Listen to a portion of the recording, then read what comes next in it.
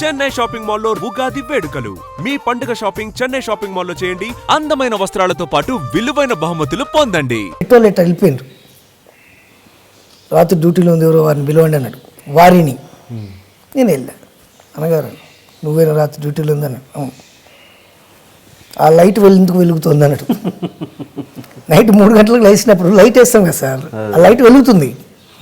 యూనిట్కి ఎంతో తెలుసా, దీనికి ఎంతో తెలుసా. ఈ రకంగా నువ్వు అప్పటి నుంచి ఇప్పటివరకు లైట్ వేసిన అంటే 7 o'clock వరకు లైట్ వేసిన అంటే ఎన్ని యూనిట్స్ వస్తుంది, ఎంత కాలిపోద్ది, ఏమైద్ది, బుద్ధి లేదు అని బాగా తిట్టి ఒక దెబ్బేసి వెళ్ళిపో అన్నాడు. వెళ్ళిపోయి చాలా ఫీల్ అయ్యాను. ఎందుకే ఆయన మూడ్ ఆఫ్ చేసినాడని అందరు పిఎస్లు అందరూ నన్ను తిట్టాడు. అర్ధగంట తర్వాత పెద్ద అని పిలుస్తున్నాను. ఇక నన్ను ఇవాళ ఉతుకులే ఉంది నాకు అనుకున్నాను. పెద్ద అని పిలుస్తున్నట్లు ఎవరికి వెళ్ళినా ఆయన దోశ తింటూ ఇంకొకసారి అలా తప్పు చేయకూడదు అలాగే అన్నగారు అన్న. ఆ సగం దోశ తీసి నాకు పెట్టిండు. ఆ దోశ తిని చాలా అన్నగారు ఇంకా తింటారా అన్నాడు. వద్దు అన్నగారు, అసలు దెబ్బలు కొడతారేమో అనుకుంటే దోశ పెట్టి పంపించిండు ఆయన. అట్లా ఆయన దగ్గర ఉన్న అనుబంధం అది. ఆయన నన్ను బొమ్మగారు అని పిలిచేవాడు. బొమ్మ టాకింగ్ గారు ఉండేది కాబట్టి బొమ్మగారు అని పిలిచేవాడు. ఈయనతో చంద్రబాబు గారితో అంటే ఇక వెరీ ఫ్రెండ్లీ అండి, వెరీ ఫ్రెండ్లీ. మాది ఇక డైరెక్ట్ ఉంటుంది నాది అటాక్. ఇంట్లోకే డైరెక్ట్ బెడ్రూమ్లోకి వెళ్ళిపోతా. మిస్సెస్ తోటి కానీ పిల్లలతో కానీ వాళ్ళతో కానీ నాకు చాలా విపరీతమైన అనుబంధం. అంటే మీరు అక్కడ లైబ్రరీలో చేయడం వల్ల అక్కడ నుంచి స్టార్ట్ అవ్వడం వల్ల తెలుగుదేశంలో జాయిన్ అయ్యారా లేకపోతే? అంతేనండి, దాంతో అనుబంధం. కేసీఆర్ గారు అప్పుడు రవాణా శాఖ మంత్రి చేసేవారు. వారు ఆయన ఎంత స్ట్రిక్ట్ అంటే కేసీఆర్ గారు అప్పుడే రవాణా శాఖ మంత్రి, కానీ స్కూటర్ మీద వచ్చేవాడు. పక్కన పోలీసులు, స్కూటర్ మీద వచ్చేవాడు ఆయన. కావాలని ఎట్లా జరుగుతుంది ఏం సంగతి అని చూడడానికి స్కూటర్ మీద వచ్చేవాడు అసెంబ్లీకి. అంత కారున్నా కూడా స్కూటర్ మీద వచ్చేవాడు. స్కూటర్ మీద వచ్చి చూసేవాడు అసలు ఎట్లా జరుగుతుంది ఏం సంగతి అని, పరిస్థితులు ఎట్లున్నాయి ఏం సంగతి అని. అప్పుడు బ్రహ్మాండం ఆయన. ఆ వారితో కూడా బాగా విపరీతమైన అనుబంధం ఉంది నాకు. వాళ్ళ ఫ్యామిలీతో కూడా మంచి అనుబంధం ఉంది. అంటే ఇప్పుడు ఏంటి అంటే ఇక్కడ అంతా టీఆర్ఎస్ హవా నడుస్తుందని టీఆర్ఎస్లోకి జంప్ అయ్యారా ఇప్పుడు మీరు? జంప్ అవ్వలేదు, నేను దేంట్లోకి జంప్ అవ్వలేదు, దేంట్లో జాయిన్ కాలేదు. ఇంతవరకు నాకు తెలుగుదేశం సభ్యత్వం కూడా లేదు నాకు. బట్ అయినా టీఆర్ఎస్కి సపోర్ట్ ఎక్కువ మీరు ఇప్పుడు టీఆర్ఎస్లో తిరుగుతున్నారు కదా? టీఆర్ఎస్లో తిరగట్లేదండి, ఏ దాంట్లో తిరగను. నన్ను ఎవరు పిలుస్తూ వాడి దగ్గరికి వెళ్ళి కనబడి వాడితో మాట్లాడి ఆ ప్రోగ్రామ్ అటెండ్ చేసి వస్తా. Okay okay. బట్ మీకు ఇప్పుడు స్వచ్ఛ భారత్ బ్రాండ్ అంబాసిడర్ అండి ఇక్కడ మీర్పేట్ కాపురా మొత్తానికి నేను. Okay okay. సత్సంబంధాలు ఉన్నాయి మాత్రం టీఆర్ఎస్ లీడర్స్ తోటి ఎక్కువగా ఉన్నాయి ఇప్పుడు. టీఆర్ఎస్ లీడర్స్ తోటి ఉన్నాయి, తెలుగుదేశం లీడర్స్ తోటి ఉన్నాయి, దానం నాగేంద్ర తోటి ఉంది, ఉత్తమ్ కుమార్ రెడ్డి గారితో ఉంది, అందరితో ఉన్నాయండి.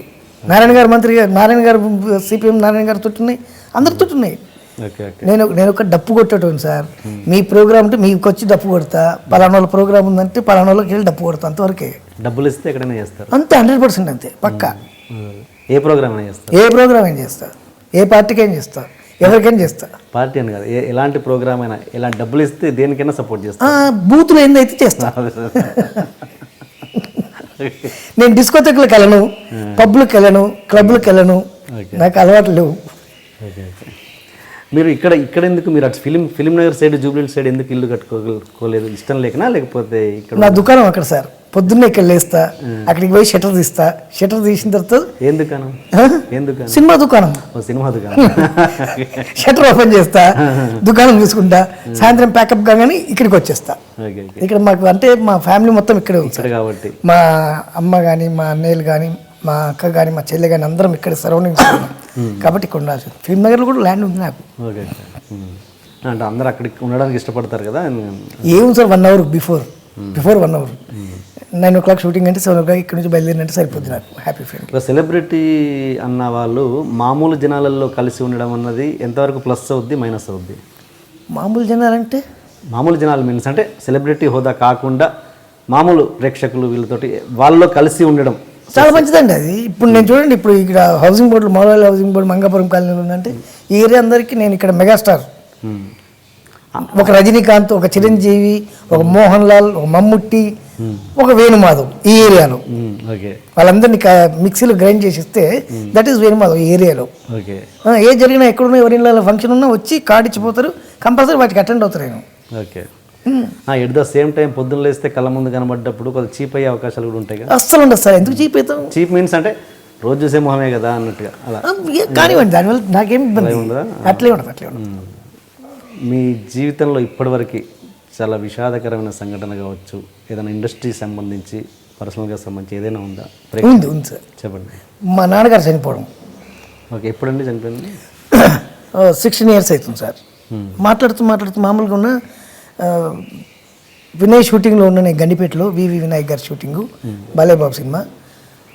నాకు ఫోన్ వచ్చింది, నాన్నకు బాగాలేదు అని.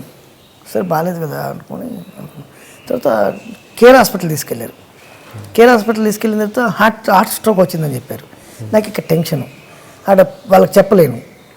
తర్వాత ఇక లాస్ట్కి వినయన్కి చెప్పిన, నాన్న ఎట్లుందంటే అయిపోతుంది విను, అయితే నీ షార్ట్స్ పెడతా కానీ నా షార్ట్లు పెట్టేసి నన్ను పంపించేశారు. నేను డైరెక్ట్ కేర్ హాస్పిటల్కి వెళ్ళాను. అక్కడ హార్ట్ స్ట్రోక్ అంటే మేజర్గా వచ్చింది, లాభం లేదన్నారు వాళ్ళు.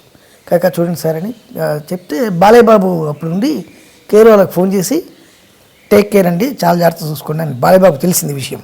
ఓకే. తర్వాత ఒక 2-3 daysకు ఆయన నాన్నగారు పోయారు. ఓకే, అదే మీకు అత్యంత అంతే. ఇంకా అలా కాకుండా మీ మనసును ఇండస్ట్రీ పరంగా ఎన్నో రకాల అవమానాలు కావచ్చు, ఇబ్బందికరమైన విషయాలు ఏదో జరిగి ఉండొచ్చు. నేను ఎవరిని ఇబ్బంది పెట్టుంటే కానీ నన్ను ఎవరు ఇండస్ట్రీలో ఇబ్బంది పెట్టలేదు. లేదా?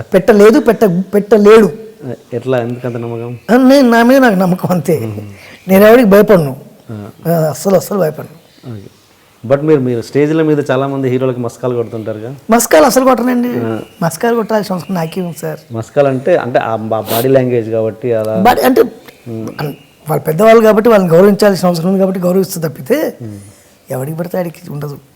మీ ఫేవరెట్ హీరో ఎవరండి ఇప్పుడున్న స్టార్స్లలో? వేణుమాధవ్ అని మంచి హీరో వాడు.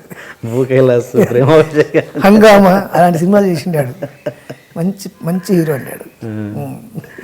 మరి ఇలా మాట్లాడితే మరి ఉన్న అవకాశాలు కూడా పోయే అవకాశం ఉందిగా? అసలు వద్దు సార్, అవసరం లేదు. నేను ఇప్పుడు కడుపు నిండు ఉన్నా, భోజనం చేసి ఉన్నా, మళ్ళీ మీరు ఇంకో భోజనం తీసుకొచ్చి బిర్యానీ తీసుకొచ్చినా కూడా తినలేను నేను.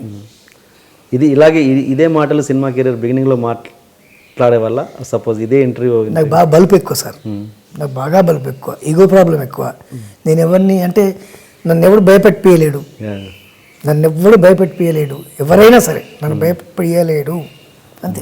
నేను అనేది ఇదే ఇంటర్వ్యూ, సపోజ్ ఇదే ఇంటర్వ్యూ కావచ్చు, ఈ మాటలు సినిమా కెరీర్ బిగినింగ్లో కూడా మాట్లాడగలిగేవాళ్ళు? ఎప్పుడు ఓకే. సక్సెస్ అంటే ఇప్పుడు కడుపు నిండి ఉన్నారు కదా, నిండకపోయే ముందు కూడా ఇలాగే మాట్లాడేవాళ్ళు? అప్పుడు నిండకపోయింది సార్. I'm complete BCom. నేను ఎక్కడ అకౌంట్స్ రాసుకున్నా నాకు డబ్బులు వచ్చేస్తాయి. ఇప్పుడు మళ్ళీ పోయి టీటీఎల్లో జాయిన్ అయినా మళ్ళీ నాకు డబ్బులు ఇస్తారు. అంతకంటే ఎక్కువ ఇస్తారు, 800 కాదు కదా, ఇప్పుడు ఎక్కువనే ఇస్తారు. నెక్స్ట్ ఏమన్నా ఎలక్షన్ నిలబడే ఆలోచన? అసలు లేదు సార్. పాలిటిక్స్ నేను పొలిటీషియన్స్ తోటి పనులు తీసుకుంటే తప్ప నేను పొలిటికల్గా రాను. పొలిటికల్గా వచ్చింది అనుకోండి, నేను ఒక్క కాన్స్టిట్యున్సీకి, ఒక్క నియోజకవర్గానికి ప్రాతినిధ్యం వహించాల్సి వస్తుంది, వాళ్ళ బాధ్యతలు తీసుకోవాల్సి వస్తుంది. ఇలా ఉండడం వల్ల ఎనీ నియోజకవర్గం నుంచి ఎవరు వచ్చినా ఏ పనైనా మినిస్టర్ దగ్గరకో ఎమ్మెల్యే దగ్గరకో డైరెక్ట్ పోయి మాట్లాడి, సార్ ఇది జెన్యూన్ అయితేనే చేయండి, లేదంటే వద్దని చెప్తా. ఓకే.